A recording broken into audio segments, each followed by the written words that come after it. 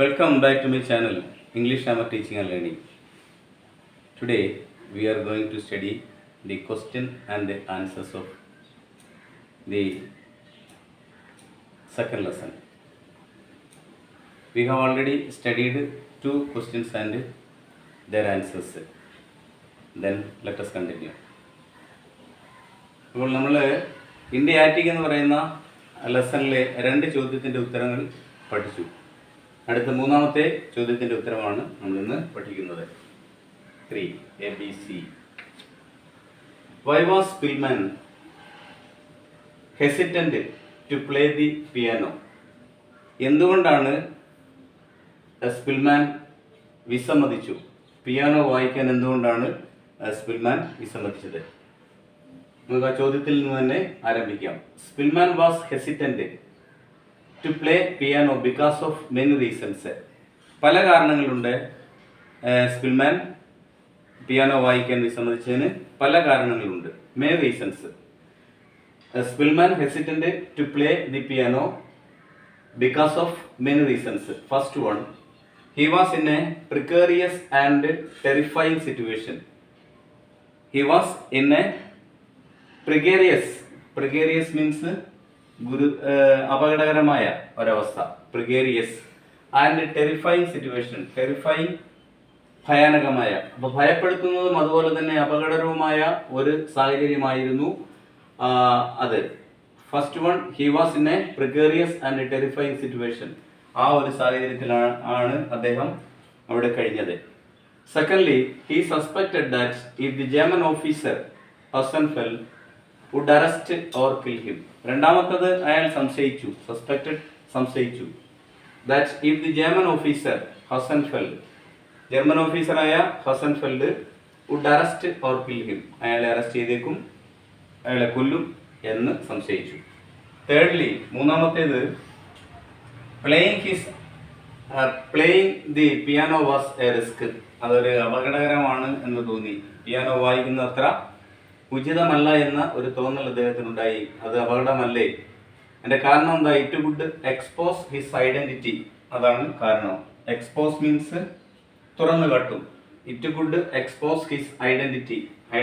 അയാളുടെ വ്യക്തിത്വം, നമ്മളുടെ സ്പിൽമാന്റെ വ്യക്തിത്വം തുറന്നു കാട്ടും എന്നാണ് അതാണ് അടുത്ത കാരണം. And he had no way of knowing if the officer's request was genuine or a cruel trick. വേറെ ഒരു കാരണം എന്ന് പറയുന്നത്, ഇത് ആ ജർമ്മൻ ഓഫീസറുടെ ഒരു ക്രൂരമായ തന്ത്രമായിരിക്കുമോ, ക്രൂവൽ ട്രിക്ക് ഓർ ജെനുവിൻ. അതല്ലെങ്കിൽ അത് എന്തായിരിക്കാം? നല്ല അർത്ഥത്തോടു കൂടി ആയിരിക്കാം. ജെനുവിനാണ്, യഥാർത്ഥമാണ്. അത് യഥാർത്ഥമാണോ അല്ലെങ്കിൽ ഇത് ഒരു കുതന്ത്രമാണോ എന്ന് അയാൾ സംശയിച്ചു. അപ്പോൾ ഇതാണ്. ഇനി നമുക്ക് അതിൻ്റെ ഒരു റീസൺ കൂടി ഉണ്ട്. അടുത്ത നാലാമത്തെ point, fourthly, after years of hardship his hands were frail and he may have doubted his ability to perform. നാലാമത്തെ റീസൺ എന്ന് പറയുന്നത്, വർഷങ്ങൾക്ക് ശേഷം, ആഫ്റ്റർ ഇയേഴ്സ് ഓഫ് ഹാർഡ്ഷിപ്പ് കഷ്ടത. ഇത്രയും നാള് അദ്ദേഹം 39 മുതൽ 45 വരെ, രണ്ടാം ലോകയുദ്ധം 39 ആരംഭിക്കുന്നു, 45 അവസാനിക്കുന്നത്. അപ്പോൾ ഒരു 6 വർഷക്കാലമായിട്ട് അദ്ദേഹം കഷ്ടതയിലായിരുന്നു. ഹിസ് ഹാൻഡ്സ് വെയർ ഫ്രെയിൽ, അദ്ദേഹത്തിന്റെ കൈകൾ ദുർബലമായിരുന്നു. And he may have doubted his ability to perform. അതുകൊണ്ട് പിയാനോ കീബോർഡ് നന്നായി പ്രസ് ചെയ്യുമ്പോൾ അതിൻ്റെ റിതമിക്കായിട്ട് പോകുന്നില്ല.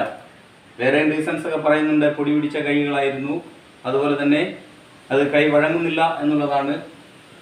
നഖം മുറിച്ചിട്ട് ആഴ്ചകളോളമായി എന്നൊക്കെ ടെസ്റ്റിൽ സൂചിപ്പിക്കുന്നുണ്ട്.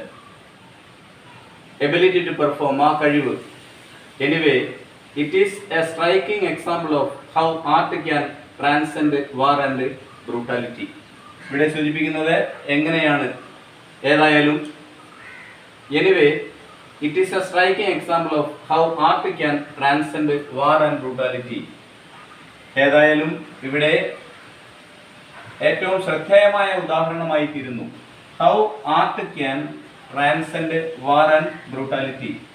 യുദ്ധത്തെ അതുപോലെ തന്നെ ക്രൂരതയെ എങ്ങനെ തരണം ചെയ്യാം കലയ്ക്ക് എങ്ങനെയാണ് ബ്രൂട്ടാലിറ്റി അല്ലെങ്കിൽ ക്രൂരതയെയും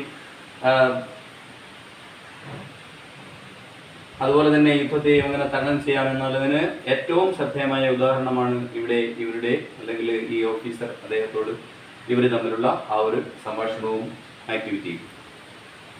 next, how does the officer help Szpilman? എങ്ങനെയാണ് ഓഫീസർ സ്പിൽമാനെ സഹായിച്ചത്?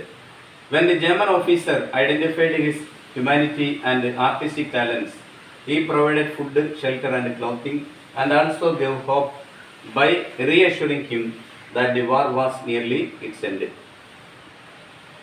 അതായത് ഒരു പട്ടാളക്കാരൻ അല്ലെങ്കിൽ ശത്രുപക്ഷത്തുള്ള ഒരാളിനോട് അദ്ദേഹത്തിന്റെ ആ പെരുമാറ്റം എങ്ങനെയായിരുന്നു? When the German officer identified his humanity and artistic talents, മനുഷ്യത്വം അതുപോലെ തന്നെ ആ കലയിലുള്ള കഴിവ്, ഇത് രണ്ടും ജർമ്മൻ ഓഫീസർ ഐഡന്റിഫൈ ചെയ്ത് കഴിഞ്ഞപ്പോൾ ഹി പ്രൊവൈഡഡ്, അദ്ദേഹം ഓഫീസർ ഹസൻഫെൽഡ് എന്ത് ചെയ്തു? ഫുഡ്, ഷെൽട്ടർ ആൻഡ് ക്ലോത്തിങ്, ആഹാരവും വസ്ത്രവും പാർപ്പിടവും, ഇത് മൂന്നും these are the primary needs of human being. And also gave hope, അതുപോലെ തന്നെ അദ്ദേഹത്തിന് ആശ നൽകി. ബൈ റീഅഷ്വറിങ്, ഒന്നുകൂടി ഉറപ്പിച്ചു. That the war was nearing its end, യുദ്ധം അതിൻ്റെ അവസാനത്തിലേക്ക് അടുക്കുന്നു എന്ന ഒരു പ്രതീക്ഷയും കൊടുത്തിട്ടാണ് ഓഫീസർ അവിടുന്ന് പോകുന്നത്. So I hope that you understood today's class. Please subscribe, share and support me. Thank you.